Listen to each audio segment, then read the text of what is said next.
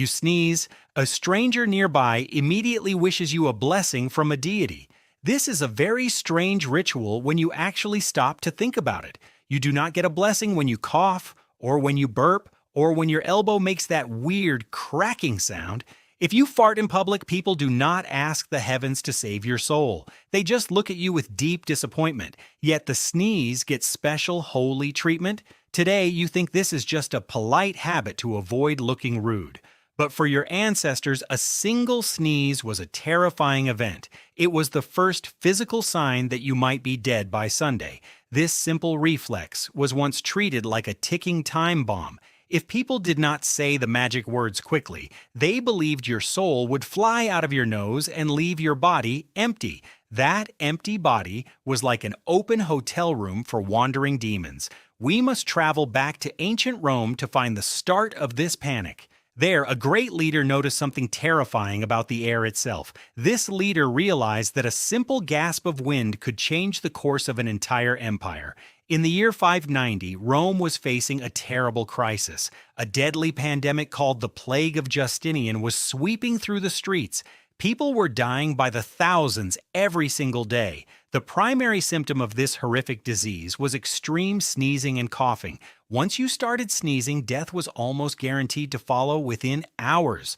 Pope Gregory the Great was the leader of the church back then. He decided that standard medicine was useless against this invisible monster. He ordered the citizens of Rome to pray constantly for survival. He also invented a brand new law for everyday conversation. Whenever someone sneezed, bystanders had to immediately say, "God bless you."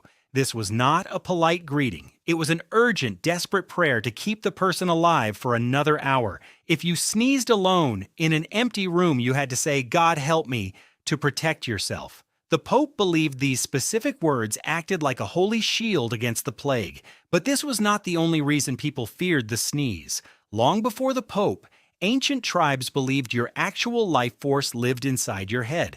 They thought a violent sneeze would blast your soul right out of your nostrils. Without a quick blessing to seal the soul back inside, you would become a hollow shell. This fear was shared by many different cultures across the globe. Even the ancient Greeks had their own strange version of this belief. The ancient Greeks were highly intelligent people, but they had some very unusual ideas about human anatomy. They believed that a person's soul was made of breath, which they called pneuma. This breath lived comfortably inside your skull. A sneeze is a very violent and sudden rush of air. To the Greeks, this looked like a mini explosion of your life force. They worried that the soul was being accidentally launched out of the nose like a wet cannonball. To prevent this tragedy, they would say, "Jupiter preserve you," or wish each other good health. The Romans copied this idea because they also feared losing their souls to a sudden gust of wind. Even the famous philosopher Aristotle wrote about the mystery of the sneeze. He wondered why humans blessed sneezes but ignored other bodily functions. He concluded that the head was the seat of the mind, making head-based noises holy. If your soul did manage to escape, it left behind a very tempting vacancy. Evil spirits were always floating around, looking for an empty human vessel to hijack. A single unprotected sneeze could turn you into a meat puppet for a demon. This is why ancient people rushed to cover their mouths during a sneeze. They were not trying to stop germs because they did not know germs existed. They were literally trying to keep their souls from flying across the room. But another culture believed that a sneeze was actually a sign of good fortune.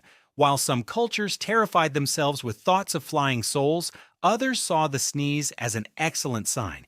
In ancient Egypt, a sneeze was believed to be a message from the gods. It meant that your body was successfully pushing out bad energy or evil influences.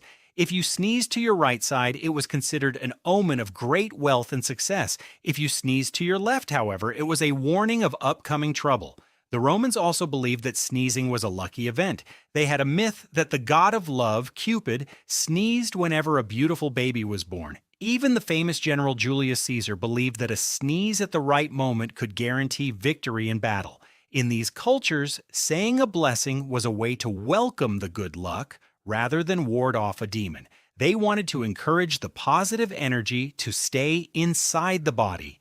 This shows how one simple biological reflex can mean two completely opposite things depending on where you live. But the most bizarre theory of all involves the temporary stoppage of the human heart itself. Many people still believe that your heart stops beating for a millisecond when you sneeze. This belief led to the idea that a blessing congratulates you for not dying. We must look at modern science to see if this medical myth has any truth. What actually happens to your chest during a sneeze is surprisingly dramatic. Let us look closely at the science of the sneeze to bust this popular myth. When you sneeze, your body prepares for a massive physical explosion. First, you take a deep breath, which increases the pressure inside your chest. Then, your throat closes up tightly as your abdominal muscles contract with incredible force. This buildup of pressure is immense. When you finally release the sneeze, the air rushes out of your nose at up to 100 miles per hour.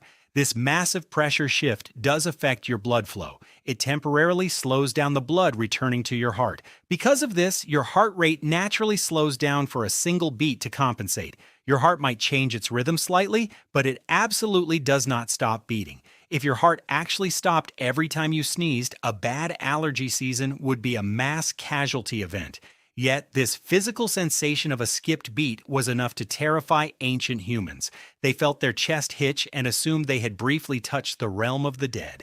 This brings us back to our modern habit and why we still do it today. We no longer fear demons or plague, but we still say the words. This linguistic fossil has survived for over 1,400 years. It has survived wars, scientific revolutions, and the discovery of actual germs. We must examine how this simple phrase has conquered the modern world. So why do we say bless you when someone sneezes? We do it because of a perfect mix of historical plagues, ancient soul-flying myths, and social conditioning. The phrase is a linguistic fossil. It is a verbal habit passed down from Pope Gregory's plague decree in the year 590. Today, we do not actually believe that a sneeze will eject our souls or invite a demon roommate. We do not think a sneeze is a death sentence, unless we are sitting next to someone on a very crowded airplane. Instead, saying bless you has become a form of social grooming. It is a quick, harmless way to acknowledge another human's presence and show that you wish them well. It is the human equivalent of a friendly tail twitch. Other languages have their own versions, like the German word Gesundheit, which simply means health. Every time you say bless you, you are repeating an ancient protection spell against the bubonic plague. It is a beautiful, weird connection to your terrified ancestors who thought the wind was trying to steal their minds. Personally, I do not sneeze often, but when I do, I prefer to be left alone to lick my paws in peace. Humans worry far too much about their leaky noses and their invisible souls. Subscribe or do not. I am a cat.